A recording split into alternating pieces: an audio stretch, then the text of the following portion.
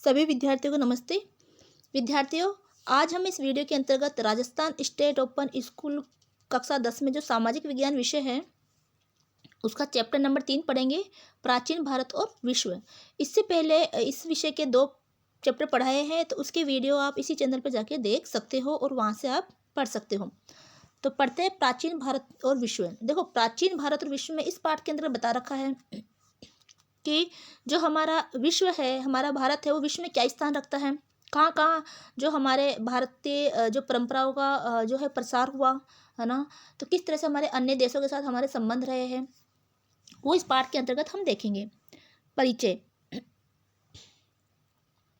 भारत देश की भौगोलिक एवं प्राकृतिक बाधाओं के बावजूद प्राचीन भारत में भारतीय अपनी भौगोलिक सीमाओं में कैद नहीं रहे। देखो, भारत के देश में भौगोलिक और प्राकृतिक बाधाएं थी। भौगोलिक बाधाएं यानी कि आप इस देश में जल्दी से आप नहीं आ सकते हो ना, कुछ भौगोलिक बाधाएं थी, है ना। साथ में प्राकृतिक बाधाएं थी, यानी कहीं नदी थे, पहाड़ थे, समुद्र है, जिसके जरिए हम एक से दूसरे देश में जाने में असमर्थ हैं। ठीक है, कि दो देशों के बीच में कोई ऐसी पहाड़ी इलाका हो या कुछ ऐसे नदी घाटियाँ हो, कुछ समुद्र हो, है ना, कुछ रेगिस्तान हो, जिसकी वजह से एक से दूसरे देश में पहुंचना बड़ा ही कठिन होता है।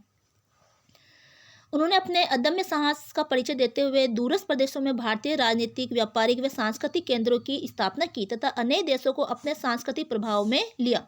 इस प्रकार उन समस्त प्रदेशों को जिन पर भारतीयों ने राजनीतिक, व्यापारिक तथा सांस्कृतिक दृष्टि से अपना प्रभाव स्थापित किया, वृहत्तर भारत कहा जाता है। देखो, उन समस्त प्रदेशों पर जिन पर भारतीयों ने राजनीतिक रूप से, व्यापारिक दृष्टि से व्यापार करने गए, वहाँ राजनीतिक यानी अपना शासन भी चलाया, संस्कृति का भी प्रभाव वहाँ पर छोड़ा, अपनी जो भारतीय परंपरा है, संस्कृति है, वो उस देश में भी उन्होंने स्थापित कर दी, है ना। उसको क्या कहा जाता है? बृहत्तर भारत कहा जाता है। यानी भारत का विस्तार हो गया, भारत की संस्कृति और परंपराओं क्या हो गया, अन्य देशों में विस्तार हुआ, तो बृहत्तर भारत कहा जाता है। बृहत्तर भारत से तात्पर्य भारत के से बाहर उस विस्तृत भूखंड से है जहाँ भारतीय संस्कृति का प्रचार प्रसार हुआ। तो इसका मतलब क्या है कि उस भारत से जो बाहर के देश है, जैसे विदेशों में, जैसे कि मान लो कि जो श्रीलंका है, श्रीलंका के अंदर जो भी है हमारे भारतीय जैसी परंपराएं, संस्कृति वहाँ पर विद्यमान है ना। थाईलैंड है ना, इससे ब्रह्मा है, म्यांमार है, वहाँ पर भी हमारे भारतीय संस्कृति की जैसी संस्कृति है, वहाँ पर भी हिंदी बोली जाती है, वहाँ पर भी हिंदू देवी देवता जो है उनकी पूजा पाठ वहाँ पर की जाती है। तो ये कैसे हुआ? क्योंकि हमारी संस्कृति जो है भारत के बाहर के जो भूखंड है, बाहर के जो देश है, वहाँ पर भी ये फैली है, जहाँ भारतीय संस्कृति का प्रचार प्रसार हुआ तथा जिसमें प्राचीन भारतीयों ने अपना उपनिवेश की स्थापना की। संसार के मानचित्र में आज भारत को जिन भौगोलिक और राजनीतिक सीमाओं में दिखाया जाता है, पहले भारत उतना छोटा या सीमित नहीं था। भारत की भौगोलिक सीमाएं काफ़ी विस्तृत थी। यानी आज जब हम संसार का नक्शा देते हैं, जितना छोटा सा भारत हमें दिखाई देता है, वो पहले इतना ही नहीं था। पूरा एशिया के अंदर, आसपास के देशों में, आसपास के अन्य महाद्वीपों के अंदर भी भारत का विस्तार था। ठीक है, तो भारत पहले बहुत विस्तृत था। अब इस पाठ को पढ़ने के क्या क्या उद्देश्य है वो हम देखेंगे। प्राचीन भारत की विस्तृत भौगोलिक सीमाओं के बारे में जान सकेंगे। बृहत्तर भारत में भारतीय संस्कृति के प्रचार प्रसार के प्रमुख कारणों को जान सकेंगे। विश्व के उन देशों के बारे में जानकारी प्राप्त कर सकेंगे जहां भारत की संस्कृति का प्रचार हुआ था। बृहत्तर भारत में व्यापार, उद्योग एवं वाणिज्य के विकास के कारणों का पता लगा सकेंगे। प्राचीन भारत में कला के विविध पक्षों के विकास का अध्ययन कर सकेंगे। प्राचीन भारतीय विश्वविद्यालयों तक्षशिला, नालंदा एवं विक्रमशिला की उपलब्धियों का विवरण प्राप्त कर सकेंगे। प्राचीन भारत के साहित्यकारों तथा उनके द्वारा लिखित ग्रंथों की जानकारी प्राप्त कर सकेंगे कि प्राचीन भारत में कौन कौन से साहित्यकार हुए, उन्होंने कौन कौन से ग्रंथों को लिखा, वहाँ उस समय विश्वविद्यालय कौन से थे, शिक्षा के प्रमुख केंद्र कौन कौन से थे, जैसे कि तक्षशिला है, नालंदा है, विक्रमशिला है आदि के बारे में जानकारी प्राप्त करेंगे इस पाठ के अंतर्गत हम। ठीक है, कौन कौन से यहाँ कला के विविध पक्ष रहे हैं भारत में, वो भी हम जानेंगे। कहाँ कहाँ भारतवासियों ने उद्योग स्थापित किए, कहाँ वो व्यापार करने गए, किन देशों के साथ उन्होंने उस समय प्राचीन काल में व्यापार स्थापित किया था, वो इस पाठ के अंतर्गत हम देखेंगे। पढ़ते हैं पहला पॉइंट 3.1 बृहत्तर भारत। तो बृहत्तर भारत में समझ गए बृहत्तर भारत क्यों कहा गया, क्योंकि भारत की जो परंपरा है, सांस्कृतिक वो है, भारत में ही ना रह के भारत के बाहर के भूखंडों में भी प्रसारित हुई है, उनका वहाँ भी प्रचार प्रसार हुआ है। पहला पॉइंट देखते हैं इसका। बृहत्तर भारत की सीमाएं, यानी कहाँ कहाँ तक ये भारत फैला हुआ था, है ना। बृहत्तर भारत के देशों का विभाजन हम 2 भागों में कर सकते हैं। प्रथम भाग में मध्य एशिया, तिब्बत तथा चीन को रखा जाता है। मध्य एशिया में तिब्बत और चीन को रखा जाता है, जबकि द्वितीय भाग में हिंद चीन तथा पूरी द्वीप समूह की गणना की जाती है। हिंद चीन में कम्बू, जिसको कम्बोडिया कहते हैं, चंपा, वियतनाम, ब्रह्मा, म्यांमार तथा मलाया, मलेशिया तथा श्याम थाईलैंड आदि सम्मिलित है। इसी प्रकार पूर्वी द्वीप समूह में सुमात्रा यानी श्रीविजय, जावा, बोर्नियो, बाली, इंडोनेशिया आदि सम्मिलित है। उत्तर भारत में भारतीय संस्कृति के प्रचार प्रसार के कारण। अब देखो, बाहर के देशों में, भारत के बाहर जो विदेशों के अंदर बाहर के जो भूखंड थे उसमें हमारी भारतीय संस्कृति का प्रचार प्रसार क्यों हुआ, क्या कारण थे? तो पहला है आर्थिक कारण। तो देखो, यहाँ पहले हमने पढ़ा भारतीय संस्कृति, भारतीय जो ना रीति रिवाज, ये संस्कृति है, भारतीय जो आर्थिक तरीके हैं, राजनीतिक तरीके हैं, वो विदेशों में भी फैले, यानी बाहर के देशों में भी फैले। कौन कौन से देश थे? ब्रह्मा है, मलाया है, मलेशिया है, थाईलैंड है, ठीक है, इंडोनेशिया है, श्रीविजय है ना, आदि देशों में भी यहाँ पर हमारी परंपरा या हमारे रीति रिवाज, हमारी सांस्कृतिक जो धरोहर है वो वहाँ तक भी फैली है। आर्थिक कारण क्या रहे? भारतीय संस्कृति के विदेशों में प्रचार होने का एक प्रमुख कारण व्यापार था। आर्थिक कारण में क्या हुआ? व्यापार, यानी हमारे देश के लोग क्या करें, बाहर के देशों में या बाहर के भूखंडों में भी वो व्यापार करने गए, वहाँ रहे, तो अपने रीति रिवाज वो वहाँ छोड़ के आए, ठीक है, वहाँ के लोग भी हमारे देश में क्या करने आए? व्यापार करने आए। भारतीय संस्कृति के विदेशों में प्रचार होने का एक प्रमुख कारण व्यापार था। भारत में बने हुए सामान की विदेशों में प्रचुर मांग थी। रोमन साम्राज्य की स्थापना के पश्चात पश्चिमी जगत के साथ भारत का व्यापारिक संबंध और भी अधिक दृढ़ हुआ।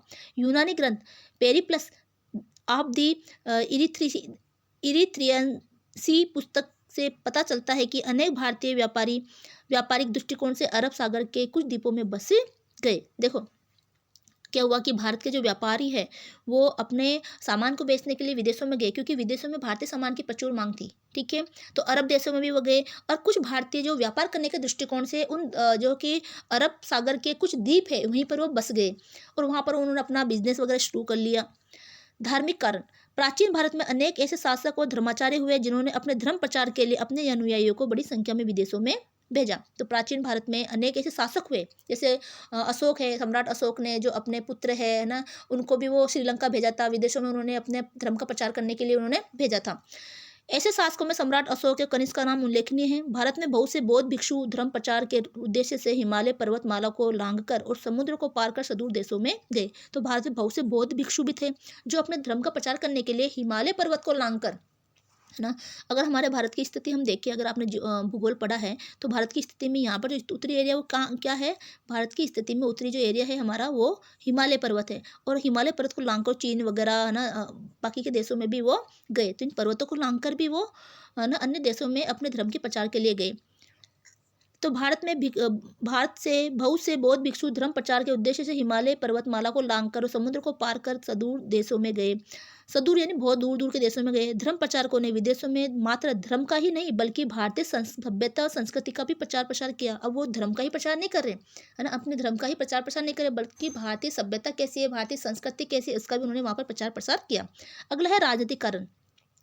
प्राचीन काल में अनेक शासकों ने समय पर अन्य देशों पर आक्रमण करके उन्हें अपने प्रभाव क्षेत्र में लिया। दक्षिण पूर्वी एशिया के कंबोज, चंपा, मलाया, ब्रह्मा आदि अनेक देशों में भारतीयों ने अपने उपनिवेश स्थापित किए।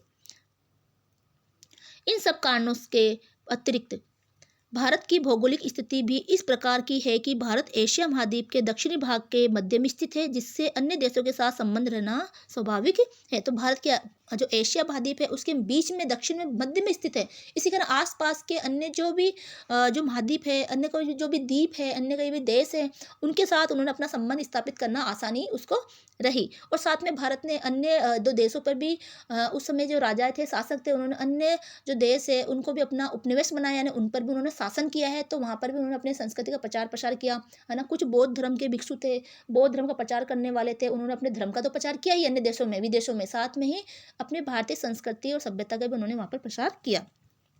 अब देखो, उत्तर भारत किसे कहा जाता है, ये इसमें आया है, सीधी सीधी लाइन आई है जिसमें लिखा हुआ है पूर्वी द्वीप समूह के किन्हीं 3 देशों के नाम लिखे हैं। तो पूर्वी द्वीप समूह में जैसे म्यांमार है ना, थाईलैंड है ना, वियतनाम है। उत्तर भारत में भारतीय संस्कृति के प्रचार प्रचार के क्या कारण थे, क्या कारण रहे? क्योंकि कई लोग यहाँ पर भारत में अपने धर्म का प्रचार करने के लिए गए, है ना, बौद्ध भिक्षु व्यापार करने के लिए गए, तो व्यापार करने के लिए गए तो वहीं पर रह गए, है ना, व्यापार करने के कारण, है ना, व्यापारिक उद्देश्य से, व्यापार के उद्देश्य से, तो उन्होंने वहाँ पर व्यापार तो किया, साथ में वो अपनी धर्म संस्कृति लेके गए, तो उन्हीं संस्कृति को उन्होंने वहाँ पर भी, है ना, प्रचार प्रसार किया। अगला पॉइंट है विश्व के विभिन्न भागों में भारत की संस्कृति का प्रचार।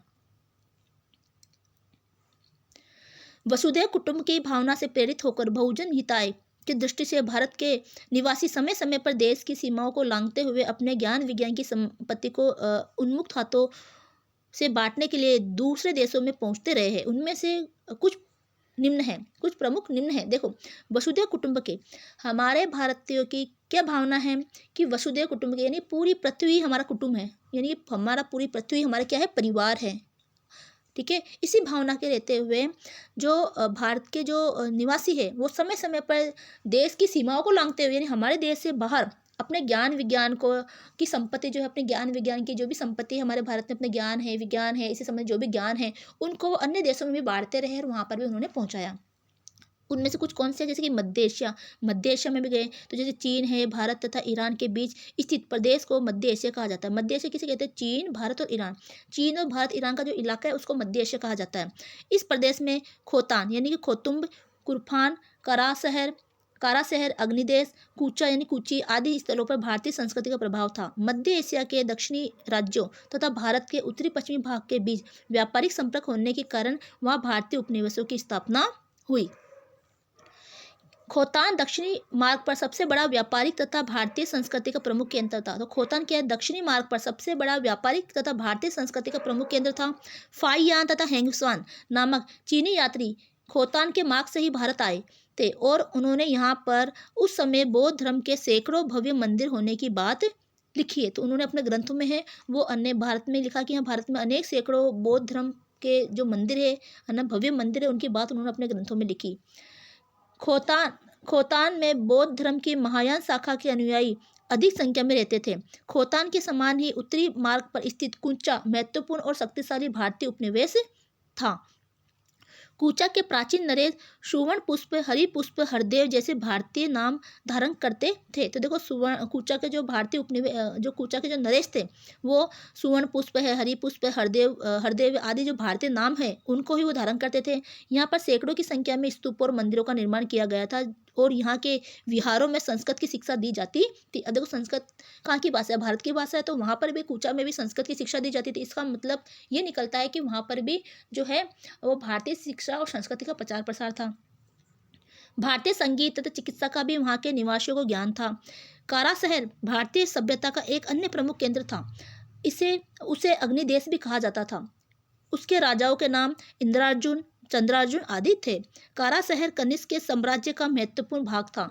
कूचा के पूर्व में तुर्फान में भी बौद्ध अवशेषों में संस्कृत भाषा के अभिलेख प्राप्त हुए हैं। अगला है तिब्बत। तो 7वीं शताब्दी में तिब्बत में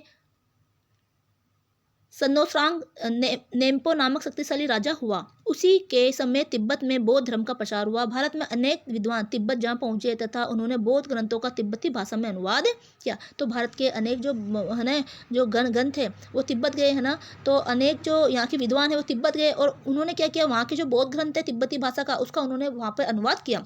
कई तिब्बती भारतीय विद्यालयों में जाकर अध्ययन करने लगे। अगला है चीन। अत्यंत प्राचीन काल से ही भारतीयों का चीन के विषय में ज्ञान था। तो देखो, अत्यंत प्राचीन काल से ही भारतीयों को चीन के विषय में ज्ञान था, यानी चीन को पहले से जानते थे।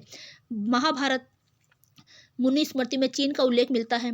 कौटिल्य के अर्थशास्त्र में चीनी रेशम का विवरण प्राप्त होता है। भारत और चीन के संबंध को गहरा, घनिष्ठ तथा उज्ज्वल बनाने में भारतीय मनीषियों तथा धर्म प्रचारकों को जितना श्रेय है उतना ही श्रेय चीनी विद्वानों तथा बौद्ध भिक्षुओं को भी है, क्योंकि चीन में देखो बौद्ध धर्म को ज़्यादा माना जाता है। तो यहाँ के भारत के भी बौद्ध धर्म को मानने वाले चीन में गए, चीन के भी भारत में आए। ठीक है, तो जो चीनी विद्वान है वो भी भारत में आए और यहाँ भारत के विद्वान भी चीन में गए और उन्होंने अपना जो ज्ञान का प्रचार प्रसार किया। कई चीनी यात्री विकट एवं विरूह स्थल जलमार्ग की कठिनाइयों को झेलकर भारत आए, संस्कृत भाषा सीखी, शास्त्रों का अध्ययन किया। तो कई चीनी यात्री भारत आए, विकट जो है स्थल को उन्होंने, दुरू स्थल है यानी बहुत कठिन मार्ग है उसको उन्होंने पार किया, क्योंकि चीन और भारत के बीच में जो हिमालय पर्वतमाला की श्रृंखला है, बर्फीला इलाका है, उन्होंने उसको पार किया। संस्कृत भाषा वहाँ पर यहाँ पर आकर उन्होंने सीखी, शास्त्रों का यहाँ पर आकर उन्होंने अध्ययन किया। जितना ले जा सके उतने ग्रंथ लेकर चीन लौटकर इन ग्रंथों का चीनी भाषा में अनुवाद किया। तो भारत के जो भी ग्रंथ थे या उन्होंने भारतीय भाषा सीखी, भारत के जो भी ग्रंथ थे वो चीन लेके गए और वहाँ पर चीनी भाषा में उन्होंने उसका अनुवाद किया ताकि चीन के लोग भी उन ग्रंथों को अच्छे से समझ पाए और पढ़ पाए, और निस्वार्थ भाव से सारा जीवन बौद्ध धर्म प्रचार प्रसार में अर्पित कर दिया। इन चीनी यात्रियों ने फाइयांग, हेंगस्वांग तथा इगिसंग के इत्सिंग के नाम सर्वोपरि है। कम्बोज। हिंद चीन के राज्यों में सर्वप्राचीन राज्य कंबोज था। चीनी साहित्य में इसे फुनान कहा गया है, जिसकी स्थापना कौंडिन्य नामक भारतीय ने की थी। उसके आगमन से पूर्व वहाँ के निवासी असभ्य थे। कौंडियन ने वहाँ सभ्यता का प्रचार किया तथा वहाँ के लोगों को वस्त्र पहनाना सिखाया। कौंडियन के वंशजों ने 100 वर्षों तक शासन किया एवं भारतीय संस्कृति का प्रचार किया। 9वीं शताब्दी के प्रारंभ में जयवर्मा ने अंकोर क्षेत्र में अपनी राजधानी बसाई। इसी वंश के राजा सूर्यवर्मा द्वितीय ने अंगोर वाट नामक प्रसिद्ध विष्णु मंदिर का निर्माण कराया। आपको ध्यान रखना है, अंगोर वाट का प्रसिद्ध मंदिर कहाँ पर है? कंबोज के अंदर है। इसका निर्माण किसने करवाया? सूर्यवर्मा द्वितीय ने करवाया। यह मंदिर भारतीय स्थापत्य कला का उत्तम नमूना है। कंबोज का अंतिम प्रसिद्ध व यशस्वी शासक जयवर्मन सप्तम था, जिसने अंगकोरथाम नामक विष्णु मंदिर का निर्माण करवाया। जो कंबोज में विष्णु भगवान के मंदिर है, ठीक है, वहाँ के राजाओं ने भी विष्णु भगवान के मंदिर का निर्माण करवाया। अब देखो, ये है अंगकोर वाट का मंदिर, कितना सुंदर मंदिर इन्होंने बनाया था वहाँ पर। अगला है चंपा। चंपा जो है, कंबोज के पूर्वी भाग में चंपा नामक राज्य था, जिसका आधुनिक नाम वियतनामा है। चंपा का आधुनिक नाम क्या है? वियतनामा। याद रखना है, चंपा का आधुनिक नाम क्या है? वियतनामा। ये प्राचीन काल में भारतीय उपनिवेश था। यानी प्राचीन काल में क्या था? भारतीय उपनिवेश, यानी भारत के अंडर में भारत के जो शासक है उन्होंने इसको उस पर अधिकार कर रखा था, कंबोज पर, सॉरी चंपा पर, है ना, और कंबोज पर भी किया था। तो ये जितने भी नाम आ रहे हैं, कंबोज है, ब्रह्मा है, चंपा है ना, वियतनाम, इस पर भारतीय राजाओं का उस समय शासन यहाँ पर रहा है। यहाँ पर हिंदू राजाओं ने लंबे समय तक शासन किया। तो यहाँ पर क्या किया? हिंदू जो राजा है उन्होंने यहाँ पर लंबे समय तक शासन किया है, जिसमें भद्रवर्मा, गंगराज, पांडुरंग, भृगु और हरिवर्मन प्रमुख थे। चंपा में भारत की भांति वन व्यवस्था विद्यमान थी। लोग भारतीय पोशाक का प्रयोग करते थे। पति की चिता पर रानियों के जल जाने यानी सती प्रथा के उल्लेख भी मिलते, यानी भी यहाँ पर भारतीयों की जैसी यहाँ पर वन व्यवस्था थी। यानी पहले भारत में है जो 4 वर्ण थे, क्षत्रिय, शूद्र, वैश्य, ब्राह्मण, तो उसी समान यहाँ पर भी क्या है? उसी समान वन व्यवस्था थी। जैसे कि यहाँ पर भी जो रानियाँ हैं, पहले जब युद्ध होते थे, राजा खत्म हो जाते थे, राजा मर जाते थे, है ना, वो सही वो जो है ना, वो युद्ध के दौरान वीर गति को प्राप्त हो जाते थे। उस समय वहाँ यहाँ की रानियाँ हैं, राजा की जो है ना, के साथ ही सती हो जाती थी। हिंदू पंचांग भी प्रचलित था। संस्कृत भाषा राजभाषा थी, तो उस समय चंपा में क्या थी? संस्कृत क्या थी? राजभाषा। अभिलेखों में ब्राह्मी लिपि का प्रयोग किया जाता था। मंदिरों के निर्माण में चालुक्यों की स्थापत्य निर्माण शैली का अनुसरण किया गया है। अगला है ब्रह्मा। ब्रह्मा, जिसे वर्तमान में म्यांमार नाम से जाना जाता है, ये प्रथम शताब्दी से भी पहले भारतीय संस्कृति का प्रसार हो चुका था। तो यहाँ पर प्रथम शताब्दी से पहले भी क्या हो चुका था? भारतीय संस्कृति का प्रचार। अत्यंत प्राचीन काल में ही यहाँ अराकान, तांगोक, श्री क्षेत्र, यातोन और पिंगू में हिंदू उपनिवेश स्थापित किए गए थे। ब्रह्मा के कई अभिलेख संस्कृत और पाली में हैं। भारतीय हिंदी देवी देवताओं सहित कई धार्मिक स्मारक भी ब्रह्मा में बनाए गए हैं। ब्रह्मा के मान राज्य में हिंदू धर्म का सर्वाधिक प्रभाव था। अनिरुद्ध पांगन राज्य का पशु शासक था। देखो, ब्रह्मा के मान राज्य में भी हिंदू धर्म का सर्वाधिक प्रभाव था, और अनिरुद्ध जो है वो पांग राज्य का प्रशिक्षक शासक था, जो कि ब्रह्मा में है। पांग जो राज्य ब्रह्मा में है, वहाँ का प्रशिक्षक शासक कौन था? अनिरुद्ध। वह बौद्ध मतानुयायी था। उसने अनेक पेगोडा या मंदिर बनवाए। उसने ब्रह्मा की बर्बर जातियों में उच्चतर संस्कृति का प्रचार किया। ब्रह्मा का आनंद मंदिर भारतीय शिल्पकारों का निर्मित है। तो ब्रह्मा में आनंद मंदिर है, वो भारतीय संस्कृति या भारतीय जो शिल्पकार है उन्होंने वहाँ पर निर्माण किया था। मलाया जो मलय द्वीप, जिसे वर्तमान में मलेशिया के नाम से जाना जाता है। आप देखो, भारत का विश्व का नक्शा देखना, उसमें इन स्थानों को देखोगे तो आपको पता चल जाएगा कि भारत का प्रचार जो है, भारतीय संस्कृति का प्रचार विदेशों में कितना था और कौन कौन सी जगह तक भारत फैला हुआ था। मलय द्वीप, जिसे वर्तमान में मलेशिया के नाम से जाना जाता है, में भारतीयों ने अपने उपनिवेश प्राचीन समय में स्थापित किए थे। भारत में इंडोनेशिया और हिंद चीन जाने वालों को मलाया देश से होकर गुजरना पड़ता था। इस द्वीप के अनेक भागों में प्राचीन मंदिरों के खंडहर, मूर्तियां संस्कृत भाषा में उत्कीर्ण लेख मिले हैं। मलय द्वीप समूह के हिंदू राज्यों में करमरंग, कलशपुर, हटाह, पहग आदि थे। यहाँ के राजाओं में गौतम, समुद्र विजयवर्मन आदि का भारतीय नामों के सदृश उल्लेख मिलता है। यहाँ के निवासियों में बौद्ध व ब्राह्मण दोनों थे, जिन्होंने स्तूप और मंदिरों का निर्माण करवाया। अगला है श्यामा। श्याम श्याम को आजकल थाई जाति के नाम पर थाईलैंड जाना जाता है। तो श्याम में क्या है, थाई जाति के लोग ज़्यादा रहते हैं, इसलिए उसको क्या कहते हैं, थाईलैंड कहते हैं। किंतु थाई जाति का प्रभाव यहाँ पर 13वीं शताब्दी से पूर्व नहीं था। इसके पूर्व यहाँ भारतीयों का प्रभुत्व था। तो थाई जाति 13वीं शताब्दी यानी सन 1200 से लेकर 1300 के आसपास जो है यहाँ पर भारतीय जाति ही रहती थी, भारतीय रहते थे, उसमें थाई जाति यहाँ पर नहीं थी। लेकिन जब थाई जाति यहाँ पर आई तो उसका नाम बदल कर थाईलैंड कर दिया गया। श्याम ने कई स्थानों के नाम भारतीय थे। तो श्याम के अंदर थाईलैंड में कई स्थान ऐसे हैं जहाँ पर नाम जो भारतीय जो नाम है वैसे नाम यहाँ रखे गए थे और वे बौद्ध धर्म से संबंधित थे। यहाँ बुद्ध के अतिरिक्त विष्णु व शिव की भी बहुत सी मूर्तियाँ मिली है या मिलती है। श्याम की विधि पुस्तकें हिंदुओं के धर्मशास्त्र के परिवर्तित रूप ही प्रतीत होती हैं। तो श्याम की जो विधि पुस्तकें हैं यानी जो कानून संबंधी पुस्तकें हैं वो और जो हिंदू के धर्मशास्त्र है उसी के अनुरूप परिवर्तित मिलती है। श्याम वर्तमान श्यामी शब्दावली में बहुत से पाली और संस्कृत शब्द मिलते हैं। अगला है सुमात्रा, जिसको सुवर्णद्वीप कहा जाता है। इसका वर्तमान नाम इंडोनेशिया है। सुमात्रा का वर्तमान नाम क्या है, इंडोनेशिया। लगभग 4वीं सदी ईस्वी में यहाँ श्री विजय नामक हिंदू राज्य की स्थापना हुई, जो 7वीं सदी में उन्नति के शिखर पर पहुँच गया था। भारत में श्री विजय के बीच समुद्री मार्ग से व्यापार होता था। भारत और चीन के बीच व्यापार का भी यह प्रमुख केंद्र था। चीनी यात्री इत्सिंग ने यही रहकर संस्कृत भाषा का अध्ययन किया था। इत्सिंग के अनुसार सुमात्रा बौद्ध ज्ञान का प्रसिद्ध केंद्र था। अगला है जावा, जिसको यवद्वीप भी कहते हैं। ये वर्तमान में इंडोनेशिया में स्थित है। तो जावा कहाँ पर है, इंडोनेशिया में। भारतीय साहित्य में जावा का नाम यवद्वीप मिलता है। 132 ईस्वी में जावा का राजा देववर्मन था, जिसने अपनी राजदूत चीनी सम्राट के दरबार में भेजा था। जिसने अपना राजदूत कहाँ भेजा था, चीनी सम्राट के दरबार में भेजा। जावा में कई हिंदू राज्य थे। संस्कृत अभिलेखों में राजा पूर्णवर्मा का उल्लेख प्राप्त होता है। चीनी यात्री फायांग भी भारत में चीन लौटते समय जावा रुका था। देखो, चीनी यात्री फायांग भारत में आया, ठीक है। तो जब वो जावा से जो चीन से भारत से लौट रहा था तो चीन जाते समय वो जावा रुका था। जावा में सैकड़ों हिंदू व बौद्ध मंदिर के ध्वंसावशेष मिले हैं, प्राप्त हुए हैं। देखो, जावा के अंदर हिंदू व बौद्ध मंदिर के कई है ना ध्वंस अवशेष का मतलब होता है टूटे फूटे अवशेष। जो वो मंदिर थे टूट गए लेकिन अभी भी उनके अवशेष वहाँ पर विद्यमान हैं। जावा का प्रसिद्ध स्मारक बोरोबुद्दू का बौद्ध स्तूप है, जो जकार्ता के निकट है। इसका निर्माण शैलेंद्र वंशी राजाओं ने 750 से 850 ईस्वी के काल में करवाया था।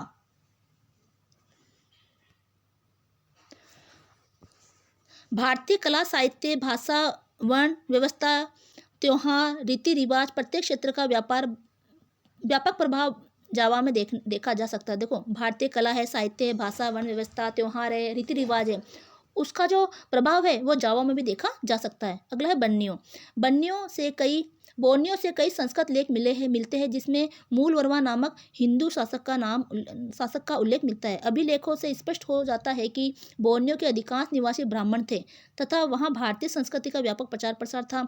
बोर्नियो में शिव, गणेश, दुर्गा, नंदी, महाकाल एवं बुद्ध की मूर्तियाँ प्राप्त हुई है। देखो, हम जितने भी ये देशों के नाम पढ़ रहे हैं ना, वहाँ हमारे भारत की संस्कृति का प्रचार प्रसार था।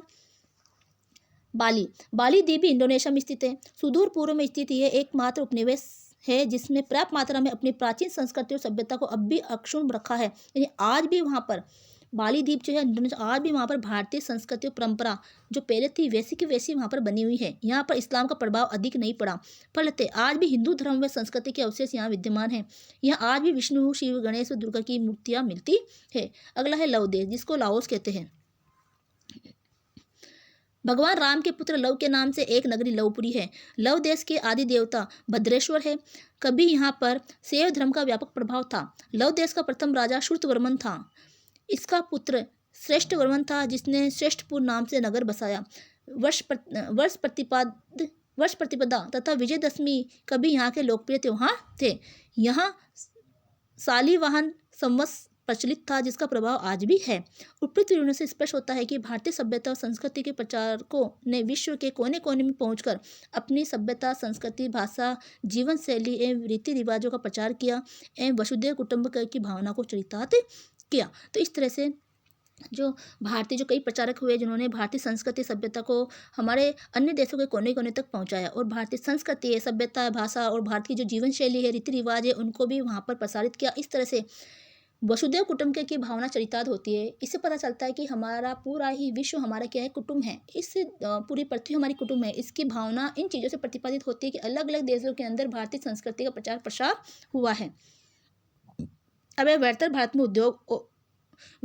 में व्यापार, उद्योग एवं वाणिज्य। अब देखो बाहर के देशों में किस तरह का व्यापार हुआ, क्या क्या उद्योग चलते थे, किन वस्तु का उद्योग व्यापार वो करते थे, वो इस पॉइंट में बता रखा है। व्यापार तथा वाणिज्य भारत के आर्थिक जीवन का प्रमुख तत्व रहा है। वस्तुतः यह यहाँ के निवासियों की समृद्धि का प्रधान कारण था। इसी कारण भारत सोने की चिड़िया के नाम से विख्यात था। व्यापार भारत का विदेशों में व्यापार जल और स्थल दोनों मार्गों से होता था। तो भारतवासी जो है विदेशों में व्यापार करने के लिए जल और स्थल मार्ग से जाते थे। स्थल मार्ग द्वारा पूर्व में तिब्बत, चीन तथा पश्चिम में ईरान और अरब से व्यापार होता था। तो स्थल मार्ग से कहाँ पर व्यापार होता था? तिब्बत है, चीन है, पश्चिम में जो इराक है, ईरान है, अरब देश है, वहाँ पर व्यापार होता था जो स्थल मार्ग से होता था। जल मार्ग हेतु पूर्व में तामिल यानी बंगाल बंदरगाह प्रमुख था। इस बंदरगाह द्वारा चीन, लंका, जावा, सुमात्रा आदि देशों के साथ व्यापार होता था। पश्चिम में भड़ोच, सोपारा जैसे बंदरगाह थे, यानी कि भारत के पश्चिम में जो है या गुजरात आ गया, भड़ोच है, सोपारा जैसे बंदरगाह थे। यहाँ से पश्चिम देशों के लिए जहाज जाते आते थे, पश्चिम देशों की तरफ क्या जाते थे, जहाज आते जाते थे। निर्यात, अब किन किन वस्तुओं का निर्यात करते थे भारत से? सूती, रेशमी, जरी के कपड़े, मसाले, हाथी दांत, तंबाकू, लौंग, चंदन, नील, बहुमूल्य पत्थर। देखो ये तो यहाँ भारत से दूसरे देशों में बेचने के लिए भेजे जाते थे। निर्यात का मतलब होता है भारत में बनी हुई वस्तुएं जो दूसरे देशों में बेची जाती है ना, यहाँ से भेजी जाती थी बिकने के लिए, व्यापार होता था यहाँ से। तो सूती वस्त्र जो हमारे भारत में ज़्यादा बनता है, रेशमी, जरी के कपड़े है, मसाले, हाथी दांत, तंबाकू, लौंग, चंदन, नील, बहुमूल्य पत्थर है, वो भारत से अन्य देशों में बिकने के लिए जाते थे। आयात यानी क्या क्या वस्तु थे जो हम भारत के अंदर दूसरे देशों से मंगवाते थे? मीठी शराब, अंजीर, चांदी, लाल मणि, हीरे और सोना।